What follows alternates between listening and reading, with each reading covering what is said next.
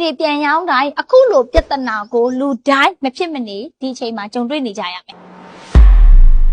ကို့အနေနဲ့ရွှေတွေကိုပြန်ရောင်းတဲ့အခါမှာစနစ်တစ်တို့စနစ်ဟောင်းတို့ဈေးတွေနဲ့ဖတ်ကြနေတာမျိုးတွေကြုံရတတ်ပါတယ်စနစ်ဟောင်းနဲ့ဝယ်ထားတဲ့10ပဲကျော်ရှိတဲ့လက်စွပ်ကိုသူပြန်ရောင်းတာစနစ်တစ်နဲ့10ပဲကျော်တွက်တယ်စူဆန်ပြမယ်စနစ်ဟောင်းနဲ့စနစ်တစ်ဆိုတာကစူဆန်တို့အများကြီးမကွာဘူးနှစ်ရွေးလောက်တော့ကွာတာဖြစ်ပါတယ်ဒါကြောင့်မို့ကို့အနေနဲ့တခုရှိတာက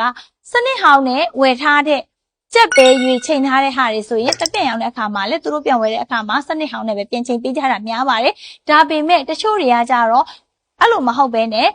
ပြန်ဝယ်တဲ့အခါမှာစနစ်တဲ့နဲ့နားမလဲပိုင်းဟိတ်တဲ့ပုံစံမျိုးနဲ့ပြန်ချိန်တာမျိုးတွေလည်းရှိပါတယ်တခုရှိတာကကိုတိုင်းတွတ်တက်အောင်လေ့ကျင့်မှာစနစ်ဟောင်းဒီတစ်ချက်16ပဲ128ရွေးနဲ့ချိန်သလိုစနစ်တဲ့မှာလည်းတစ်ချက်16ပဲ128ရွေးနဲ့ပဲချိန်ကြတာဖြစ်ပါတယ်တခုရှိတာကဇူဇန်တို့ရွှေချိန်ဆက်မှာဆိုရင်